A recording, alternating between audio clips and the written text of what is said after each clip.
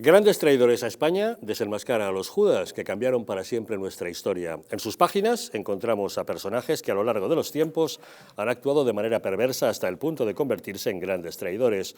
Porque en España no solo hemos permitido que se olvide a nuestros héroes, también hemos tolerado que se acepte como cierta una falsa leyenda negra. Pero lo que es peor, hemos aceptado engaños que nos presentan a los más míseros personajes directamente como si hubieran sido paladines de la libertad y el honor. Hay que conocerles. El mejor modo, entrando en la página web www.elgrancapitanediciones.es y pidiendo que nos envíen esta obra directamente a casa. Se trata de un libro fundamental porque solo conociendo a los traidores del pasado podremos identificar a los enemigos del presente. Hoy se cumplen 40 años desde que España ingresase en la OTAN, en la Organización del Tratado del Atlántico Norte. Es un aniversario significativo, ya que se produce en un momento de especial relevancia de la organización por la invasión rusa de Ucrania y a un mes de que se celebre en España la cumbre de la Alianza los días 29 y 30 de junio. El rey Felipe ha presidido los actos conmemorativos junto a Pedro Sánchez y al secretario general de la OTAN, Jens Stoltenberg, que este fin de semana ha estado reunido con el presidente del Gobierno en la finca de Quintos de Mora, en Toledo. Los socios de Sánchez le han dado plantón. Ningún ministro de Podemos ha estado presente en un acto que pretendía ser solemne. Hoy estamos celebrando y recordando una fecha muy especial para nuestro país. El 30 de mayo de 1982, España se convertía en el miembro número 16 de la Organización del Tratado del Atlántico Norte.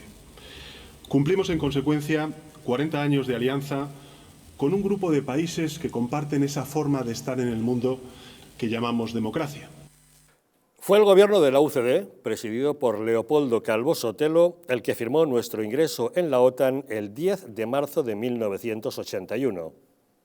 Se hace así realidad la incorporación de España a la Alianza Atlántica. Y el 30 de mayo de 1982 se produjo nuestra incorporación efectiva. El PSOE estaba en contra, por lo que Felipe González, en la campaña electoral de ese año, prometió un referéndum al respecto con el eslogan «OTAN de entrada no». El candidato socialista defendía las tesis de izquierda que consideraban a la alianza como una herramienta para el imperialismo yanqui. Y hay que dejar perfectamente claro que el ingreso de España en la OTAN no añade, a mi juicio, nada a la seguridad nacional. Pero cambió radicalmente de postura en cuanto ganó las elecciones. Se resistió a cumplir su promesa de referéndum y tardó 4 años en convocarlo. Cuando lo hizo, abogó por la permanencia en la alianza, pidiendo el sí en interés de España. Seguiré defendiendo que el interés de España, o lo conveniente para España, es permanecer dentro de la Alianza Atlántica, como he repetido muchísimas veces ya. El referéndum se celebró el 12 de marzo de 1986 y se formuló una pregunta que algunos consideraron capciosa y en la que no se pronunciaba la palabra OTAN. ¿Considera conveniente para España permanecer en la Alianza Atlántica en los términos acordados por el Gobierno de la Nación?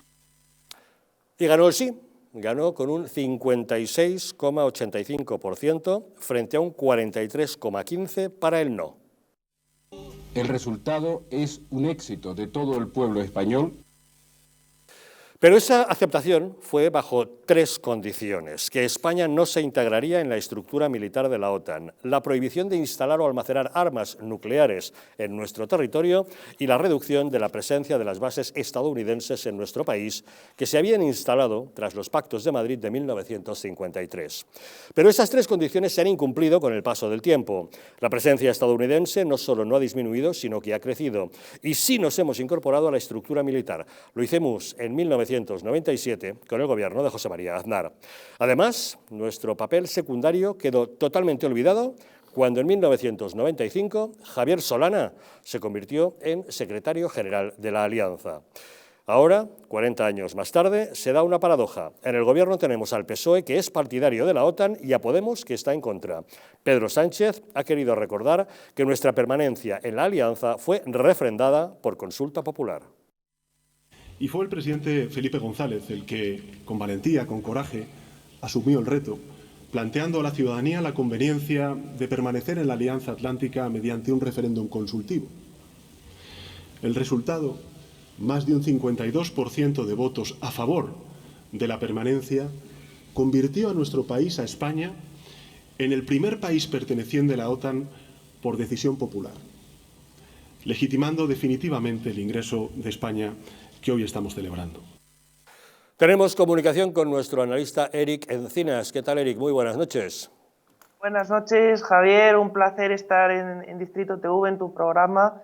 La verdad que sí, como bien estabas analizando, tenemos un gobierno realmente, realmente caótico, porque por un lado tenemos al Partido Socialista en estos momentos defendiendo, ¿no?, ese papel en la OTAN de España, y por otro lado tenemos a Podemos que ante esa obligación también de invertir más dinero en reforzar pues, nuestro ejército, ¿no?, como ha pedido la OTAN ya desde hace tiempo y como pedía Estados Unidos, ¿no?, también, Podemos abiertamente hoy no ha asistido a esa convocatoria, a ese evento, donde precisamente íbamos en esa dirección, ¿no?, en esa dirección que Sánchez por ahora se ha comprometido a reforzar el presupuesto de defensa, que está lejos de lo que se necesita, ¿no?, sobre todo en un momento en el que España está realmente crítica y con graves problemas de inseguridad, no solo en las fronteras, ¿no?, también en lo que requiere en Europa, ¿no?, con la guerra de Ucrania, con los problemas de alertas terroristas, con las misiones internacionales en el exterior, etcétera. O sea, Eric, que podemos entender que es un tanto extemporáneo que la izquierda en España se mantenga en esos postulados rancios y trasnochados del no a la OTAN porque consideran que es una herramienta del imperialismo yanqui, ¿no? Efectivamente, Podemos está teniendo la postura abiertamente que mantiene Maduro, ¿no?, que Maduro ha criticado abiertamente en numerosas ocasiones a Estados Unidos y a la OTAN de ser la culpable, ¿no?, de lo que está ocurriendo en Ucrania, ¿no?, ahora mismo. Y por eso digo que realmente es caótico y el gobierno demuestra una vez más que funciona en dos direcciones, o al menos eso parece públicamente. Es una de las otras formas con estas acciones que demuestran este tipo de hechos. ¿Y qué te parece esa rápida metamorfosis que sufrió el socialismo español desde 1981, durante 1982 y ya a partir del 82, estando Felipe en el gobierno, que del OTAN de entrada no al OTAN sí en favor de los intereses de España cambió radicalmente de postura? Pues me parece sorprendente, pero bueno, el Partido Socialista realmente cambia mucho de postura a lo largo de su historia, no solo en este sistema del 78, también en la Segunda República, es decir, lo hemos visto cambiar transformarse, ¿no?, y radicalizarse, ¿no?, como sería ahora el momento más radical que ha conseguido el Partido Socialista, ¿no?, pactando también pues, con aquellos que quieren romper España y directamente pues eso, con una extrema izquierda que está apoyada por regímenes totalitarios como Venezuela, ¿no?, de la dictadura de Maduro. Y un último detalle, ¿no queda un poco feo que los ministros de Podemos hayan dado plantón a los actos de hoy, presididos por el rey, con la presencia del secretario general de la OTAN, Jens Stoltenberg, con todo un acto ceremonioso para celebrar este 40 aniversario, y que hayan decidido no estar? ¿No pone muy en evidencia esas divisiones constantes que hay entre los dos socios de gobierno? Efectivamente, queda muy en evidencia, además da muy mala imagen a España nuevamente. Hace poco el gobierno de España dejó en evidencia al CNI, ahora ha dejado en evidencia a España en el exterior con estas ausencias, ¿no?, tan evidentes, y con la postura de Podemos, que no se ha escondido ni lo más mínimo y lo está demostrando en relación a diversos temas de actualidad, pues como este, ¿no?, como el hecho de invertir, tener que invertir más dinero en defensa, ¿no?, como pide la OTAN. Pues un elemento más de división. Y también creo que la OTAN ha cogido otra vez sentido, porque realmente estaba en un momento crítico, y ha sido a raíz de la guerra de Ucrania que parece que vuelva a cobrar sentido. De hecho, Macron lo dijo en su momento, ¿no? Reconoció esto ante Trump. Está claro que si tenemos una invasión de Rusia a un Estado soberano como es Ucrania, adquiere mayor sentido que nunca cualquier tipo de alianza militar y estratégica entre los países europeos. Eric Encinas, muchas gracias por habernos acompañado en Los Intocables. Un abrazo enorme. Un saludo, hasta luego, muy buenas noches. Don José Antonio.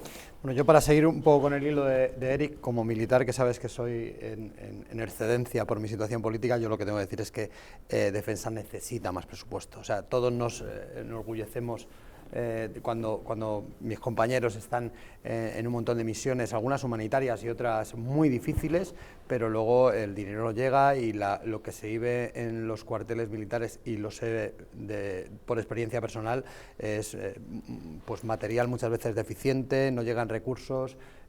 Bueno, pues yo creo que necesitamos dar un impulso a esto que tanto ahora estamos orgullosos todos, que es nuestro ejército y nuestras Fuerzas Armadas. De momento ya hay un compromiso de Pedro Sánchez de aumentar el porcentaje del PIB destinado a defensa, tal como venía exigiendo Donald Trump desde que era presidente de los Estados Unidos, justamente para financiar la OTAN, harto ya de que fuera siempre el tío Sam quien tuviera que pagar la fiesta militar europea. Efectivamente, y vamos a ver si yo lo celebraré, y le felicitaré si así es. Me parece insuficiente lo que ha anunciado, pero bueno, me parece que es un avance, y imagino que dentro del gobierno con los comunistas no le habrá sido fácil dar ese anuncio. Bueno, si estaban en contra de enviar armas a Ucrania, pues imagínese. Las armas. Si es que el problema es que tenemos a los comunistas dentro del gobierno, entonces por mucho que el socialismo ahora diga que los actos por el 40 aniversario de la OTAN, al final hay anuncios contradictorios como que se va a enviar armamento pesado a Ucrania y no se envía porque está Podemos haciendo fuerza. Quiero pararme un segundo o sea, a mí entiéndame, y entiéndame los televidentes, a mí no me representa ningún ministro de Podemos. Obviamente no les he votado. Pero cuando estás ahí en el gobierno, exactamente igual que cuando cualquier cargo público, un alcalde, un concejal está ahí, tiene que tener unas labores de representación de todos los ciudadanos. Y les guste o no, hoy el acto institucional de la OTAN es un acto institucional donde están representando no solo a esa izquierda radical trasnochada, sino a todos los ciudadanos. Y a mí me parece muy feo el gesto más allá de las diferencias del gobierno, de los ministros de Podemos, de no asistir a un acto tan importante como el 40 aniversario de la OTAN. La OTAN, que entró con muchas dificultades, pero es cierto que hoy quien vea que la OTAN no es bueno estar ahí, es que está, como ha dicho antes, totalmente trasnochado. Nos ha ido bien, nos va bien, creo que nos puede ir mejor. Tenemos ahí algún apartado sobre Ceuta y Melilla en la OTAN que yo no estoy nada de acuerdo. Creo que Ceuta y Melilla son España y la OTAN debería tener... ¿Cómo es posible que no se haya resuelto eso con el paso de los años? Desde el momento en que ingresamos en la estructura militar en el año 97, en el gobierno de José María Aznar, ¿no hubiera sido el momento idóneo de decir, bueno, pero Ceuta y Melilla tiene que entrar bajo el paraguas de protección OTAN? Totalmente.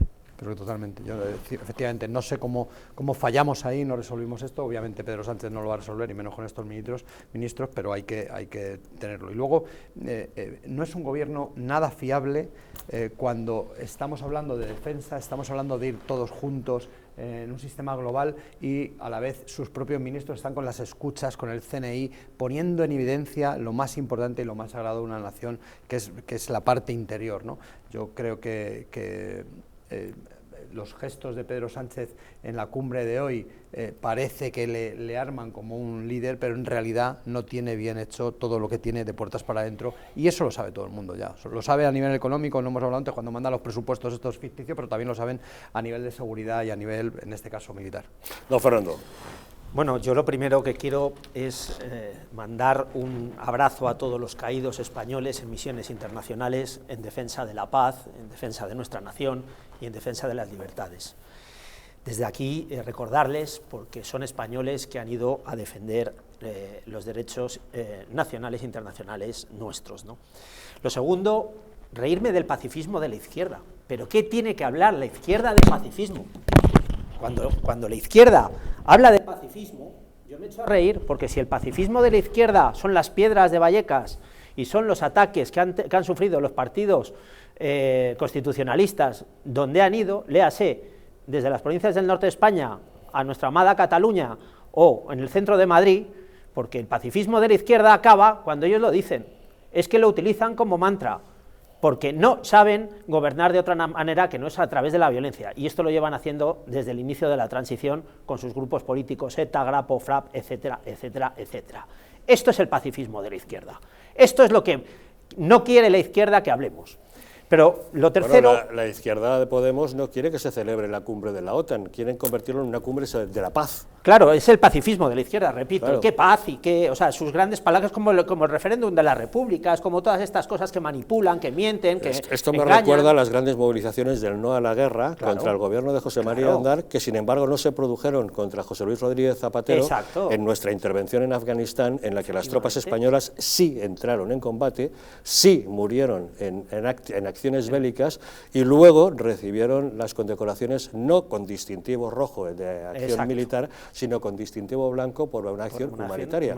Cuando en la guerra de Irak con Aznar no tuvimos soldados combatiendo, dimos solamente labores de apoyo, la utilización de nuestras bases de carácter logístico, el buque hospital Galicia de apoyo y una serie de apoyo logístico, pero no combatientes, no entramos en combate, y sin embargo en Afganistán con Zapatero sí, y vinieron soldados españoles en bolsas de plástico a España. Claro, y encima los enterramos de esta manera, o sea, quiero decir que es que... De ahí, es decir, que el doble rasero a veces... Claro, el pacifismo de la izquierda nos lleva a estas incongruencias. ¿Cómo puede salir un gobierno en un acto, como tú muy bien dices, en un acto institucional donde ellos no van porque dicen que son pacifistas y son luego los primeros en tirar un ladrillo? Pero bueno, con esto quiero decir, o enjalear a muchos muertos que ha habido, 800 y pico muertos que ha habido por la banda terrorista ETA. Que eso lo ha hecho la izquierda y lo ha hecho Pablo Iglesias en las Herricotabernas. Pero yo lo que quiero hablar es precisamente de la OTAN, y la OTAN, después de las postrimerías de Yalta, de Potsdam, se crea el Tratado de Washington, ¿no? Y este Tratado de Washington en 1949 es lo que nos da la estructura político y militar de la OTAN, ¿no? O sea, esto lo tenemos que tener muy claro porque es que el Partido Socialista también nos mintió en el año 1982. ¿Por qué se crea este tratado o este político militar de la Organización del Tratado del Atlántico Norte? Pues en vigor del artículo 51 de las Naciones Unidas, que así lo demandaban, ante dos bloques, uno comunista, recientemente comunista, que estaba en las postrimerías de Europa, y otro porque las Naciones Unidas en ese momento lo entendían así, a través del artículo 51, el Tratado de Washington se firma, ¿no?, en el año 49. Pero en ese articulado, yo recuerdo muy bien cómo el artículo 3 de la OTAN decía que los Estados Unidos eran los que iban a llevar el mayor peso en todas las acciones de guerra, puesto que, entre otras cosas, Europa estaba destrozada, en fin, una economía depauperada después de la Segunda Guerra Mundial, etcétera, etcétera. Pero claro, es que nos mentía Felipe González en ese momento ya, diciendo, no, es que nosotros no vamos a entrar en la estructura militar, cuando ya de inicio, ad initio, ya teníamos el artículo 3 del Tratado del Atlántico Norte, donde decía que los Estados Unidos sí que está, y que a partir de ahí nosotros, entrando en la estructura político, a partir de ahí vamos a entrar en la estructura militar. Don Fernando, ¿qué sentido tiene entrar en una organización militar si uno no entra en la estructura militar de esa organización? Claro, es que además es una estructura militar donde está la estructura política. Claro. O sea, si la estructura política ahora mismo de la OTAN podríamos entrar a hablar si no es otra. Pero bueno, para ceñirnos al tema, el problema en sí es que evidentemente tenemos Ceuta y Melilla y Canarias totalmente desabastecidas. Y esto ya está bien, no se puede consentir. Se está consintiendo a Marruecos que ataque a España vía inmigración ilegal o vía armándose, y lo está haciendo los Estados Unidos, nuestro artículo 3. Repito, por eso lo he sacado a colación, nuestro artículo 3 de la Organización del Tratado del Atlántico Norte. Tenemos que oponernos directamente, evidentemente, tenemos que estar en las misiones internacionales, son los pactos internacionales suscritos no a través de la OTAN, sino por gobiernos anteriores desde la época de Franco, y yo me atrevería a hablar desde anterior al Sáhara, de ese pacto que nosotros llegamos en el 77 con el tema del Sáhara, pero ya habíamos hablado con las Naciones Unidas, habíamos hablado con la OTAN y habíamos hablado con los Estados Unidos diciendo lo que iba a pasar. Con lo cual este gobierno socialista, ya en 1982, con Solana a la cabeza, que era el primero que decía que no quería entrar en la OTAN, que nos tenemos que acordar de ello, luego fue su secretario general. Luego entonces, primero, el pacifismo de la izquierda es mentira, y segundo, la política. Bueno, fue el que bombardeó Belgrado. Claro, efectivamente, y luego continuó en la guerra de los Balcanes, general de la OTAN, del secretario general de la OTAN. Luego entonces miente la izquierda, miente, y no hace más que mentir. ¿Qué es lo que nos está pasando hoy en día? Pues que evidentemente reclamar Ceuta, Melilla y Canarias y establecer las fronteras sur de Europa, que son necesarias porque Marruecos no puede ser nuestro aliado. O sea, la OTAN no puede tener ni a Turquía ni a Marruecos como aliados, porque representan todo lo contrario de la civilización occidental, porque nos quieren invadir, ya lo he dicho antes, vía inmigración o vía con un ejército del cual se están armando y lo están armando Estados Unidos. Luego entonces eso hay que reclamarlo, porque no estamos en la postura de bloques de después de Yalta, después de Potsdam o cuando se firmó en el año 49. Por eso he sacado todo esto. Pero ¿cuál es la verdadera posición de España en este momento? Que es una auténtica vergüenza. En un acto institucional donde no está ni siquiera el propio gobierno, donde el gobierno nos ha mentido, que era el mismo gobierno del Partido Socialista del año 82, donde sigue mintiendo porque se mete dentro de una estructura militar y no apoya el hecho de Ceuta y Melilla, y no lucha por Ceuta y Melilla, y entrega el Sáhara a costa de los españoles, mintiendo, y encima no apoya a nuestras tropas, léase presupuesto militar o léase en las mismas fronteras. Es un desastre, y ya luego vienen y se hacen la foto. Y poco se habla, porque de lo que vamos a hablar ahora, que es el fútbol, ha tapado que el día de las Fuerzas Armadas, San Fernando, el presidente del gobierno manda a la ministra de Defensa, sí, pero no va él y se va a Dos Hermanas a un acto del Partido Socialista. A un mitin de precampaña. Pero bueno, hay que estar con las Fuerzas Armadas en su día, es el día de las Fuerzas Armadas. Que lo subes allá arriba a Huesca, que me parece bien, porque además tenemos acuartelamientos allí y seguro que a todos los vecinos de Huesca les encantó que se celebrara allí, pero que el presidente del gobierno no pueda sacar un momento de agenda porque tiene que ir a un mitin del PSOE para estar con las Fuerzas Armadas en el día de las Fuerzas Armadas. Se supone que para eso tiene el Falcon, ¿no? Se supone, que para las bodas y conciertos sí. Pero para ir a un concierto en Benicàssim sí utiliza el Falcon, pero para acercarse un momento a apoyar a nuestros ejércitos, por lo visto no. Sí, pero para honrar a la infantería más antigua del mundo, a nuestros profesionales que han dado la cara de él, que los ha mandado a misiones internacionales, de él y de otros que han estado antes que él, como Felipe González, y para dejarse la vida, no tiene la vergüenza suficiente como para rendir, cuando se rinde honra a los caídos, de estar ahí presente, porque es un sinvergüenza, porque es un auténtico sinvergüenza, prefiere la política ficción y la política mentira antes de honrar a los muertos que han estado en misiones internacionales y en misiones nacionales. Y eso es lo que hay que decir, que representa para él la OTAN, nada, cero, porque él quiere ser secretario de lo que venga a ser, pero lo que ha representado para la izquierda ha sido cero, la manipulación, y para mí es una vergüenza. ¿Qué podemos esperar de la cumbre de la OTAN prevista para justo dentro de un mes en España? Estamos en un momento muy especial para la OTAN, justamente ante la agresión de Rusia sobre Ucrania, sobre países que están solicitando su incorporación a la Unión Europea, a entrar a la OTAN y cosas por el estilo. Tenemos el tema de Suecia, de Finlandia, una serie de solicitudes. Yo creo que es un momento clave para la organización, ¿no? Es un momento clave y más con lo que está pasando en Ucrania, y España yo creo que debe sumarse a admitir a Suecia, a Finlandia dentro de la Unión Europea y obviamente a Ucrania. Lo que pasa es que los complejos de Podemos pues no le van a dejar a Pedro Sánchez. Lo que a él sí le viene bien políticamente es situarse en el ámbito internacional, que es lo que más le gusta. Lo que más le gusta es hacerse la foto con mandatarios extranjeros, hacer pensar al mundo que él es en realidad el líder de un gobierno que no manda, que está cubierto de cortinas de humo. Y entonces yo creo que a Pedro Sánchez le va a venir muy bien la cumbre de la OTAN para cubrirse de un áurea como que es un gran líder, cuando todos sabemos, los que estamos aquí, que no lo es. Pues sería el momento idóneo a lo mejor para reconsiderar exactamente cuál debe ser el papel de la Alianza Atlántica dentro del equilibrio de defensa europeo, cuál debería ser, por ejemplo, la defensa de toda la frontera sur del territorio Schengen, y estoy hablando de Ceuta, Melilla y Canarias, lógicamente, y ya que siempre damos el paso al frente cuando corresponde y, lógicamente, aportamos nuestros efectivos militares en misiones internacionales, como se ha hecho también en esta ocasión, toda nuestra policía aérea en el Báltico, toda nuestra presencia cuando es requerida, pues quizás sería el momento oportuno, es el momento, ¿no? De reclamarlo. Estás aquí, es la cumbre aquí, pues vamos a reclamarlo. Yo creo que es un buen momento. El mayor éxito posible de esta cumbre de la OTAN en Madrid sería incorporar a Ceuta, Melilla y Canarias a toda la estructura de protección de la OTAN. Eso es, que además lo están pasando muy mal, lo están pasando muy mal, no siempre salen las noticias, pero yo, los compañeros y amigos que tengo allí, lo están pasando muy mal por culpa de las órdenes que no da el gobierno de Pedro Sánchez o lo que hace con el gobierno de Marruecos, que algún día nos enteraremos, eso espero yo. Yo lo que sí pediría es un cambio más radical precisamente en este aspecto de la OTAN, ¿no? La OTAN en este momento se está quedando un poco anticuada, yo creo, y lo estamos viendo directamente con el tema de Ucrania y con el tema de Rusia, ¿no? Repito, el otro día había una cumbre también con los turcos. porque ellos están haciendo fuerza para entrar dentro de la Comunidad Económica Europea, y yo antes he sacado el tema, no podemos permitir que un país musulmán con una barbaridad de millones de personas entre ni en la estructura militar, ni en la estructura política, ni en la Comunidad Económica Europea, y establecer cuáles son los criterios de una vez por todas, puesto que tenemos un frente en este momento en Ucrania, pero es que tenemos otro frente en Marruecos y en Turquía. Es Turquía justamente quien se niega a aplicar bloqueo Claro, al a gas Finlandia, ruso, claro. en este momento. Cuando sería la gran arma que puede utilizar la Unión Europea en contra de Putin. Claro, repito, nosotros tenemos que tener en este momento la altura de miras para cerrar de una vez por todas lo que puede significar para el siglo XXI una estructura militar o política como esta, ¿no? ¿Cuál va a ser la efectividad? Porque ya hablar del Tratado de Washington del 49 suena a la guerra de Cuba, ¿no? Entonces, con esto quiero decir, Turquía no puede estar vetando a países, que es lo que quería, vetar a países de entrada en la estructura militar, lo del gas, efectivamente, es fundamental el gas.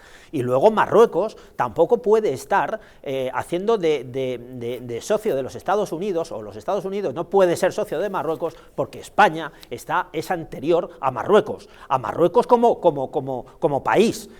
Como país. Luego, entonces, Estados Unidos, en virtud de este artículo 5, cosa que yo creo que con el gobierno de Trump no hubiera pasado esto nunca, o sea, no hubiera pasado nunca, ya no digo lo de Ucrania porque él sabrá, pero desde luego esto no, y el gobierno de Bush y toda la izquierda que está gobernando en Washington, sí se están acercando mucho a estos gobiernos, porque ellos creen en el globalismo, etcétera, etcétera, etcétera, y las migraciones, como lo llaman ellas, inmigración ilegal, que es lo que tendríamos que denominarlo nosotros, tanto de Marruecos como de Turquía. Coincide que el gobierno de Estados Unidos se está acercando a Marruecos por lo que dices correctamente, y que aquí no tenemos un gobierno fuerte para poner ahí encima de la mesa pues todas estas cosas que deberíamos hacer, y que yo creo que con otros presidentes de gobierno probablemente lo hubiéramos hecho. El problema es que España ha perdido su protagonismo en el panorama internacional, que sí mantuvo en otros momentos. Todos recordamos la época de José María Aznar, en la que, por ejemplo, una provocación por parte de Marruecos, como fue la invasión del islote de Perejil, fue contestada de manera inmediata, pero no simplemente porque se decidió llevar a cabo una acción armada, sino porque gracias a los contactos internacionales del gobierno de Madrid con Washington y con París, justamente, que intervinieron de manera tal, y se llevó a cabo una operación militar en la que no hizo falta disparar ni un solo tiro, y en 20 minutos la Infantería de Marina Española había recuperado la posición del Peñón y miraba a los ojos a Hassan II diciendo ¿qué? Y no pasó nada, absolutamente nada. Eran momentos también en que teníamos un serio conflicto pesquero justamente con Marruecos, y no nos dejábamos que nos tomasen el pelo nuestros vecinos. Pero ¿cuál ha sido la reacción actualmente? Pues que hemos tenido a un terrorista como Brahim Ghali acogido aquí con una entrada ilegal, hemos entregado el Sáhara de la forma más miserable, sin el mandamiento de las Naciones Unidas y sin cumplir los pactos de Madrid, y Sánchez se ha entregado. Iba a decir una, pero bueno, me lo voy a callar porque ya se ha entregado, será suficiente. Se ha entregado, puntos suspensivos, el Sáhara, y se ha entregado España entera sin mandamiento, además de nuestro Parlamento. Correcto. Sin mandamiento, se ha entregado de la forma más vil todos los territorios españoles y cuál el área de influencia española que podíamos tener allí. Una traición. Exacto. Esto que ha hecho con el Sáhara es una traición. Una traición a los saharauis y una traición a las resoluciones de las Naciones Unidas. Así es. Y a España. Nosotros tenemos un compromiso con el pueblo saharaui, pero el saharaui es pueblo español, fue provincia española, y teníamos un mandato, e internacionalmente se nos reconocía esa labor de supervisión de qué es lo que iba a ocurrir con el Sáhara. A lo sumo, organización de un referéndum de autodeterminación que no se ha llegado a celebrar. Entiendo las dificultades para hacerlo, dadas las características nómadas del pueblo saharaui, dificultades de censo y cosas por el estilo. Pero abandonarles simple y llanamente ante las exigencias de Marruecos de ocuparlos no me parece correcto. Abandonamos a los saharauis y perdemos intereses estratégicos en la zona, aguas territoriales, pesqueras, fondos marinos de riquezas minerales y una serie de cuestiones. En lugar de, al revés, apoyarles y apostar económicamente por un sitio clave geográficamente en todo el mundo. Y crear un área de influencia, que es lo que necesitamos para que el vecino marroquí tenga al sur también un posible área contra él, porque ya en Ceuta y Melilla ya nos está haciendo daño. ¿Qué destrozo está haciendo este gobierno? O sea, lo malo que hablemos, da igual. Lo malo es en qué estado va a dejar este país. Sí. Porque acabará yéndose Sánchez. Falta un año y medio, de acuerdo, se aguantará hasta el final, pero acabará yéndose. ¿Pero qué es lo que nos va a dejar?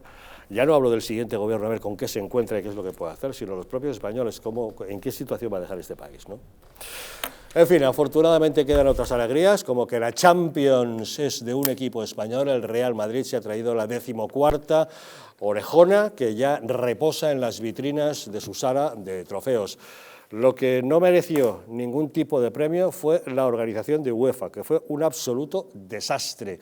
Por primera vez el partido se retrasó hasta 36 minutos en iniciarse por problemas de seguridad y de control en los accesos. Y un problema terrible a las autoridades francesas, a la policía francesa, que no debió prever en condiciones el sistema de seguridad, puesto que hubo disturbios, tuvieron que intervenir los gendarmes utilizando gas pimienta contra los alborotadores, pero es que hubo montones y montones de aficionados que sufrieron robos, agresiones, acosos de todo tipo. Hoy hemos escuchado testimonios de muchísimos españoles que pasaron miedo, auténtico miedo, tanto al entrar como sobre todo al salir del estadio después del partido, porque un montón de bandas juveniles que controlan el barrio de Saint-Denis tenían las calles tomadas con falta absoluta de previsión por parte de la policía. Una pausa y les contamos lo que ocurrió.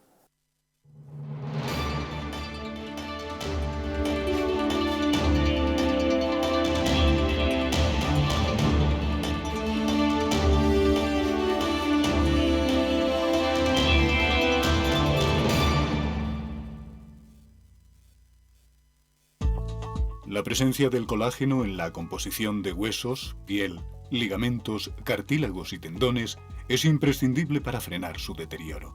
Sin embargo, a medida que envejecemos, su producción se reduce. Colacel Antiox de Mundo Natural combina en una misma toma colágeno hidrolizado puro, antioxidantes, ácido hialurónico y vitamina C que contribuye a la formación normal de colágeno. Haz del tiempo tu gran aliado. Colacel Antiox.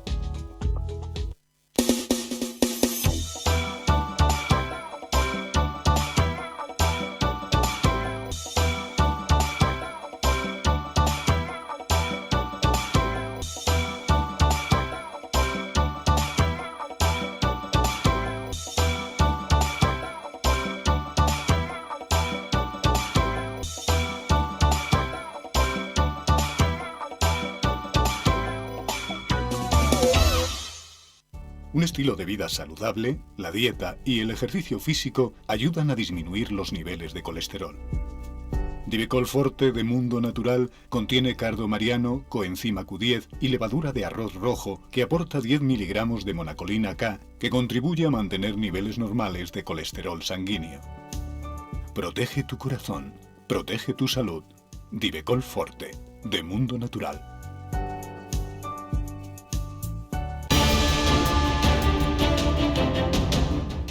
¿Estamos en un auténtico Estado democrático o estamos en una partitocracia? Porque este programa se hace para ustedes. La ciudadanía está quedando atónita a lo que estamos viendo. Vamos a ver cosas que nunca se imaginarían. Lo que ha pasado en España demuestra que Falconetti no es tonto. Que la democracia, ¿qué es lo que es, amigos? El imperio de la ley. Esta izquierda rancia lo que quieren es exterminar todo aquello que no piensan exactamente igual. El castigo va a ser terrible para todos los partidos. Recuerden que no les engañen, porque la verdadera libertad consiste en estar bien informados.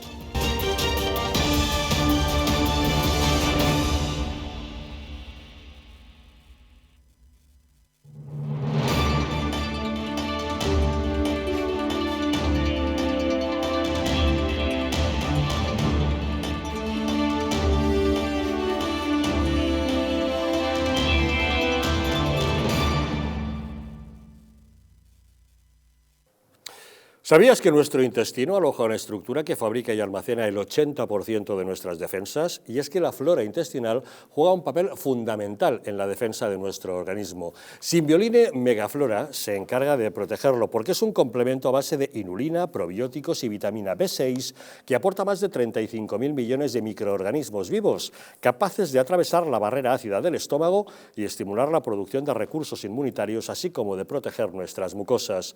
Además, la vitamina B6 contribuye al metabolismo energético normal, al funcionamiento normal de los sistemas nervioso e inmunitario y ayuda a disminuir el cansancio y la fatiga. Puedes encontrar Symbioline Megaflora en tu tienda habitual y en Parafarmacias Mundo Natural, aunque si quieres puedes adquirirlo directamente en su página web parafarmaciamundonatural.es o llamando al teléfono 91 446 0000. Quédate en casa con Simbioline Megaflora, es de Mundo Natural. Nuestra enhorabuena al Real Madrid, que este pasado sábado ganaba en París, en la capital francesa, su 14ª Copa de Europa. Es la primera Champions del Madrid después de la era Cristiano y que pone en valor el trabajo de figuras como Modric, Kroos o Benzema y la entrada de jóvenes como Vinicius y Valverde. Y excelente, sin lugar a dudas, el papel de Courtois. Felicidades a los jugadores, a Florentino Pérez, a Carlo Ancelotti y especialmente a toda la afición, que sin duda ha superado con esto el disgusto por lo de Mbappé. Pero lamentablemente la organización del partido por parte de la UEFA y la seguridad de las autoridades francesas no fueron lo que se hubiera esperado. Se establecieron mal los controles de acceso, por lo que pudieron rebasar el primer anillo de seguridad muchas personas que no tenían entrada y llegaron hasta las puertas mismas del estadio, donde se generaron aglomeraciones. Jóvenes trepando las vallas y finalmente actuación de la policía que recurrió al gas pimienta. Y gran inseguridad, robos, asaltos, intimidaciones. Fueron muchos los aficionados a los que robaron el móvil, en el que llevaban además la entrada para el partido. Saint-Denis es un suburbio multiétnico de París, multitud de población procedente de la inmigración, con jóvenes que son ya de segunda y tercera generación nacidos en Francia, pero que siguen actuando en bandas organizadas para atracar a los turistas. Los aficionados pasaron miedo, sobre todo al salir del partido, ya que tuvieron que atravesar esas grandes explanadas sin ninguna protección y con todas esas bandas al acecho. Ya de vuelta a casa, gran fiesta en Madrid, recorrido por la ciudad en autobús descubierto, miles de seguidores en las calles, ofrenda de la Copa a la patrona, a la Almudena, recepción en Sol con Isabel Díaz Ayuso, en el Ayuntamiento con Martínez Almeida, celebración en la Cibeles y fin de fiesta en el Bernabéu. La 14ª orejona descansa ya en las vitrinas del Real Madrid junto a la 35ª Liga. En fin, don Fernando, enhorabuena por la parte que le toca. Bueno, poco porque, en fin, un espectador más, humildemente. Ah, ¿no jugó usted? No, vale. Vamos, estoy como para jugar. Pero sé que ustedes, los madridistas, lo sienten esto como si hubieran jugado en el mismísimo partido. Sí, porque fue duro y hasta el final, vamos, real, ¿no? O sea, era complicado aguantar al Liverpool como salió los primeros 20 minutos, vamos. Damos por finalizado el Madrid de los galácticos para encontrarnos con el Madrid de la técnica, del trabajo y de la disciplina de un vestuario que sí obedece al entrenador, a Ancelotti en este caso, a diferencia de otras épocas. Yo creo que es la clave, ¿no? Todo ha cambiado y ahora toca aguantar, trabajar, estar ahí, no hay figuras ya. Cualquier figura como Vinicius, estábamos viendo a Salah, que cada vez que entraba por su banda era tremendo, ¿no? Pero teníamos a Vinicius, y es que para una vez que llega bien, bueno, llegó 3 veces bien, pero para un golazo, ¿no? Tenemos las claves de Benzema, tenemos una defensa fuerte, pero el trabajo, la humildad, el buen hacer, ¿no? Es lo que ha salvado al Madrid, no en la final. Le ha salvado precisamente contra las tres últimas eliminatorias, porque hemos eliminado lo más granado de Europa, ¿no? Y en eso tenemos que estar orgullosos. De todos modos, hay que aplaudir a Courtois. Totalmente. Porque, como decía Isabel Díaz Ayuso, con esos gadgetobrazos es que lo paraba absolutamente todo. Y qué bien le queda la camiseta del Madrid a Díaz Ayuso, ¿eh? Sí, bueno, la verdad es que sí, ¿no? Estuvo muy... Porque del alcalde de Madrid no podemos decir nada. Bueno, el alcalde de Madrid, que es el Atleti, bueno, dijo, vale, levanto la copita un poco, pero ya no celebro más. En cambio, Isabel Díaz Ayuso parece que sí lo disfrutó, además levantó la copa como si realmente la hubiera ganado ella también, ¿no? Bueno, yo creo que el resultado de la 14ª no es el resultado en sí, que lo es por la importancia de que no hay ningún club que haya ganado esta cantidad de Copas de Europa, ahora Champions, sino por lo que dices, ¿no? Cómo se consiguió, cómo nos fuimos enfrentando a eliminatoria tras eliminatoria a clubes que venían con muchísimas más estrellas, con muchísimo más presupuesto, y yo creo que de forma humilde, trabajando, sobre todo Ancelotti, con jugadores a los que a lo mejor nadie les ponía a principio de temporada como titulares, ha ido haciendo un club muy sólido y bueno, pues yo creo que por eso tenemos todavía los madridistas una mejor sensación, ¿no? Además, ganamos la 35ª Liga y nos quedamos todos un poco así, porque teníamos la final de la Champions y pensábamos lo que viene el Liverpool, a ver qué va a pasar en París, pero bueno, la alegría pues se vio ayer en las calles de Madrid, ¿no? Estaba en Madrid, todo el mundo salió a la calle, y el que no salió es porque todavía estaba intentando dormir de la noche anterior de la celebración, que también hubo noche en Cibeles, ¿no? Bueno, yo creo que todos los españoles nos alegramos, a cualquiera, aunque sea de otro equipo, por muy rival que sea del Madrid, nos hemos de alegrar que un equipo español haya conseguido un triunfo como este. La cruz de la moneda fue el lamentable espectáculo al que asistimos el sábado. Efectivamente, yo imagino que como vosotros tengo muchos conocidos que fueron y bueno, lo de la UEFA fue un escándalo. O sea, si pasa esto aquí en España, yo no sé de qué estaríamos hablando, con ese retraso al comienzo del partido, con esa gente que se quedaba fuera sin poder entrar.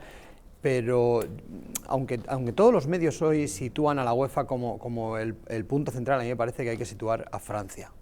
Es decir, a mí lo que me Hombre, yo creo que hay dos elementos. La UEFA, en tanto en cuanto organizador del evento, lo que es el perímetro de seguridad y el acceso pasando el primer anillo de seguridad, es responsabilidad de UEFA. Eso es. Luego, la falta de seguridad en la calle es, sin lugar a duda, de las autoridades francesas. Y lo que me cuentan es que había policía, pero estaba como en modo preventivo, es decir, la policía veía cómo esas avalanchas de jóvenes, que eran gente muy joven, se iban a atracar a la gente según salía del estadio, y la policía se quedaba mirando, es decir, no había intervención, era solo como de forma preventiva, pero ni prevenía ni nada. Me contaban la historia de que salían por un túnel súper oscuro aficionados, familias del Madrid, con las del Liverpool, porque salían juntos todos, iban todos asustados porque al final del túnel veían cómo esas pandas de chavales, según iba saliendo gente, se les iban tirando a quitarles todo lo que podían y bueno, pues a mí me han contado que efectivamente pasaron muchísimo miedo. Yo creo que Francia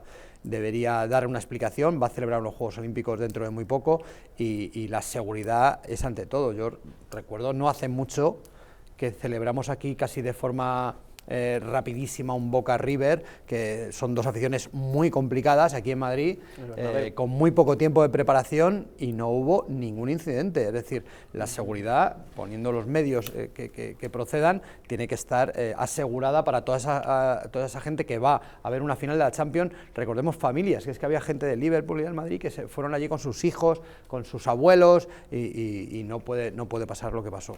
No nos gusta reconocer que hacemos las cosas bien, pero en España hemos demostrado en multitud de ocasiones y eventos internacionales nuestra capacidad organizativa. Lo demostramos en los Juegos Olímpicos de Barcelona 92, lo demostramos en la cumbre de la OTAN del año 97, lo hemos demostrado en multitud de eventos internacionales, deportivos y de todo carácter.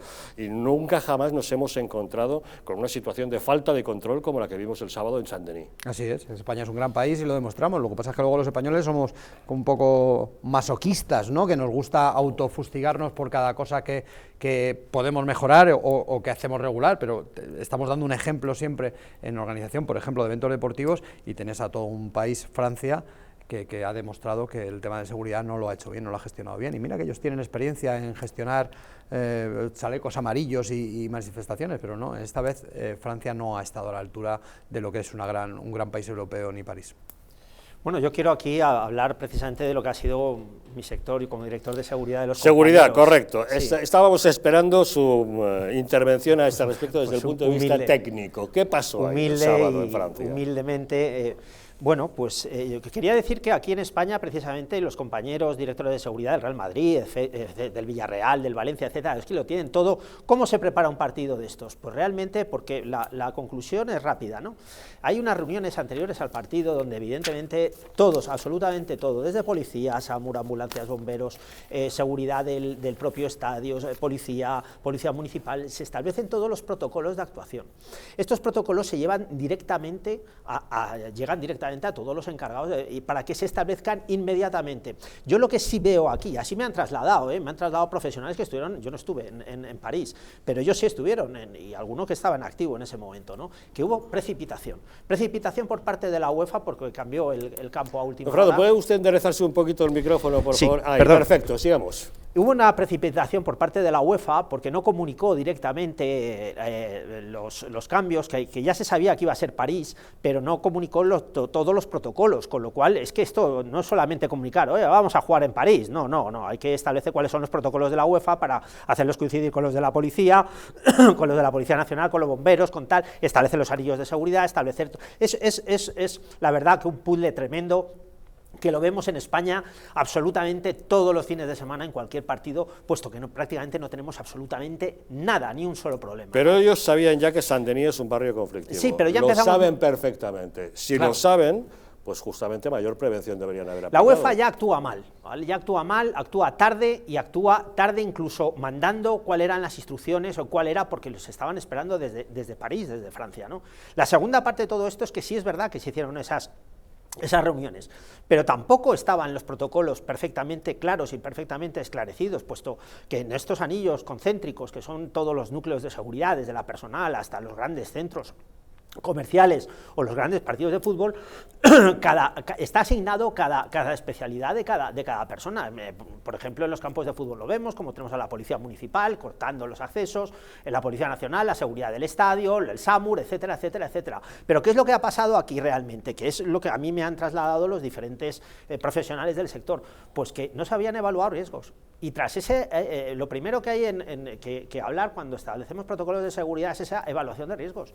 Primero, en cuanto a la capacitación de las fuerzas que tenían que haber mandado. Segundo, con el tiempo. Si se hubiera tardado una semana más, pues no hubiera habido ningún problema. O sea, entre ellos esto era uno de los problemas. La UEFA no actuó bien, pero es que desde luego Francia tampoco actuó bien, porque no tenían controlado precisamente lo que es todo, no solamente la zona del campo de fútbol, sino todo el barrio. Empecemos desde el principio, si me permite. Mientras que el autobús del equipo del Real Madrid venía desde más lejos, pero iba perfectamente escoltado por los motoristas de la policía y llegó perfectamente al estadio, llegó antes incluso, a pesar de que venía desde más lejos, y salió más tarde que el del Liverpool. ¿Qué salió? No llevaba escolta, se metió por un itinerario que no tenían controlado, se vio atrapado en un atasco y tuvieron que habilitarle una puerta que no era la que tenía prevista para entrar, con un agente quitando a empujones a las personas para que entrase el autobús. ¿Qué pasó ahí? Bueno, es que vuelvo a hablar de esa precipitación, porque yo sí recuerdo que en la parte final del autobús del Madrid, cuando iba por la autopista que va por arriba, sí encontró tráfico, enseguida lo quitaron de en medio y lo pasaron,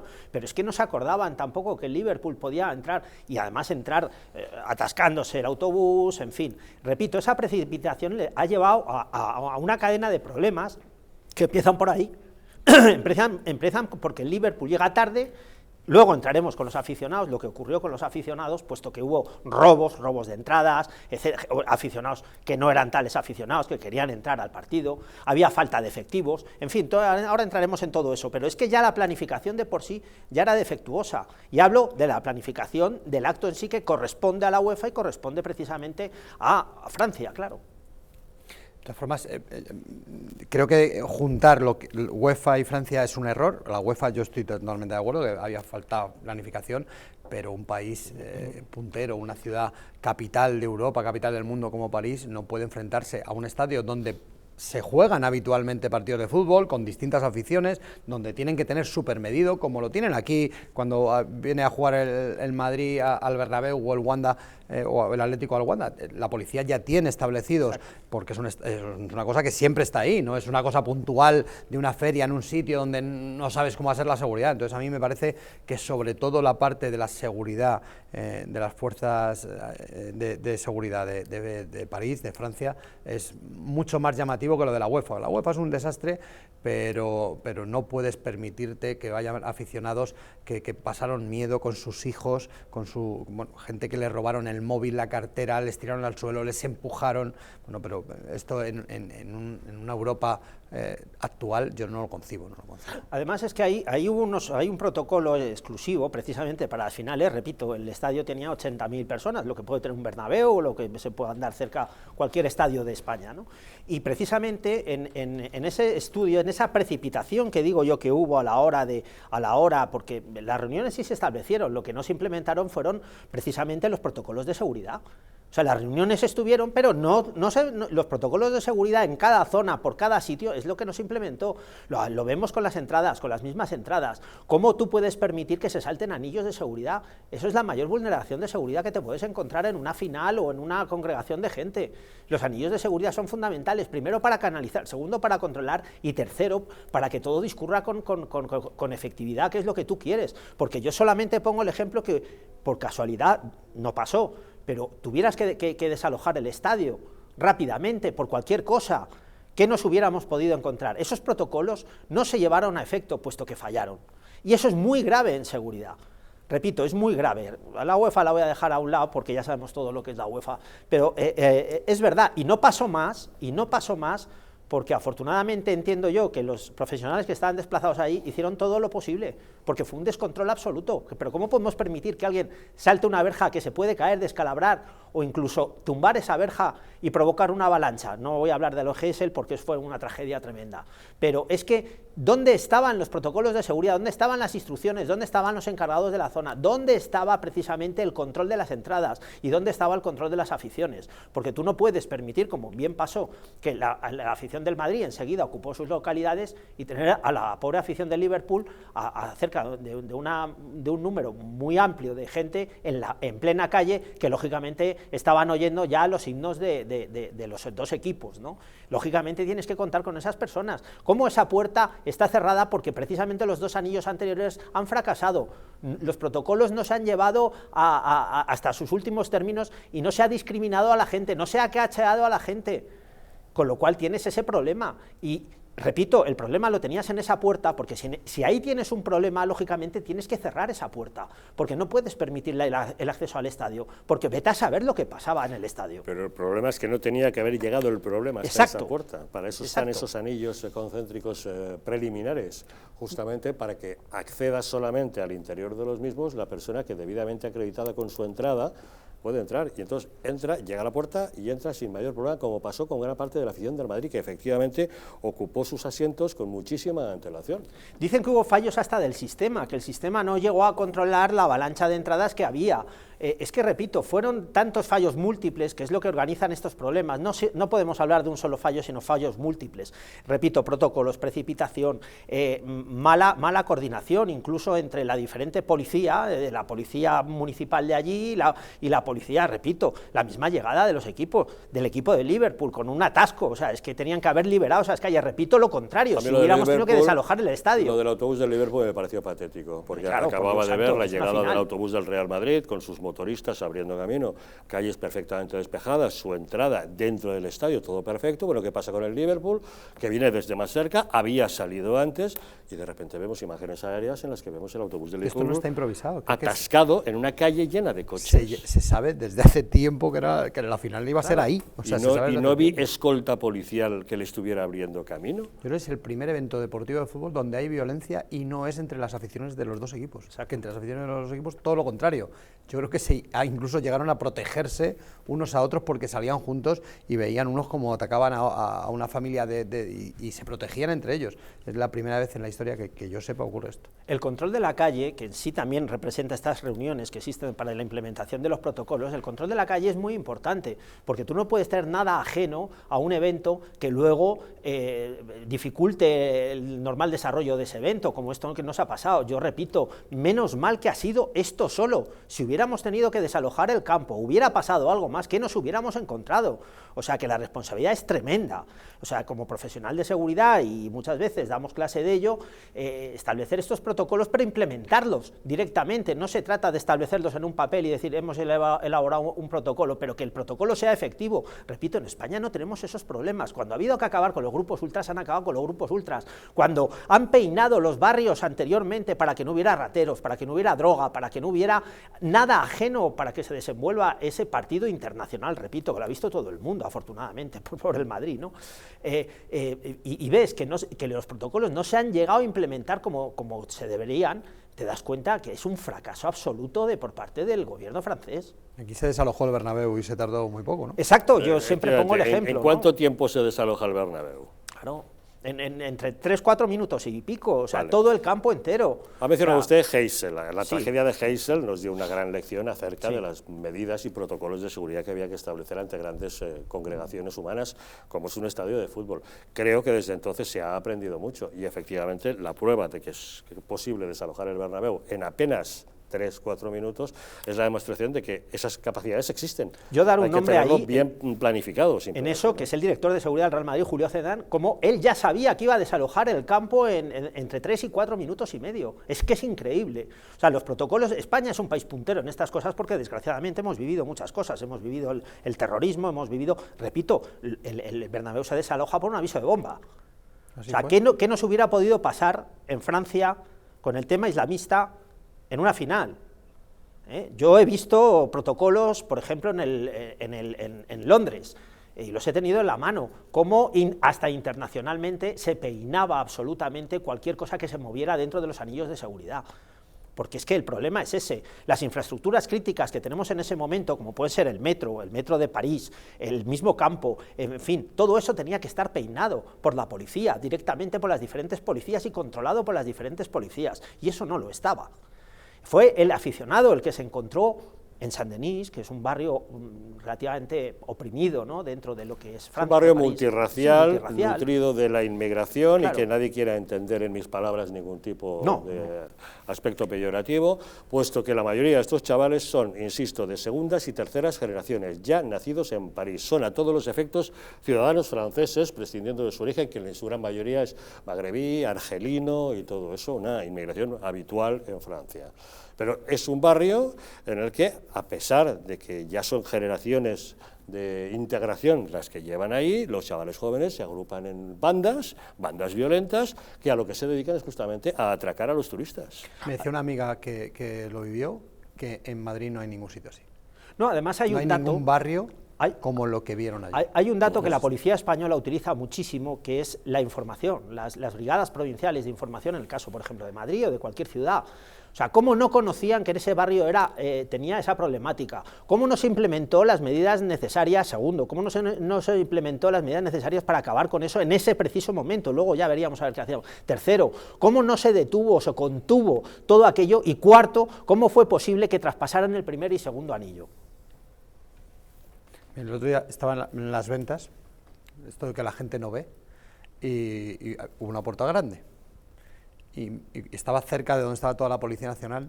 Lo que la gente no ve es que cuando le dieron la segunda oreja al torero, la Policía Nacional tuvo que activar un protocolo porque se iba a abrir la puerta grande. Claro. El protocolo que estaba previsto, para que vinieran los caballos, ¿no?, y los agentes que estaban designados tuvieran que ir a acercar un poco aquella estrella, porque ya lo tenían previsto en el protocolo. Es decir, aquí se prevé todo en temas de seguridad porque para eso se hacen los planes de seguridad. Hay un dato que es demoledor, no quería darlo porque, en fin, nos deja un poco preocupados, que es cómo se tarda en arreglar un problema 36 minutos.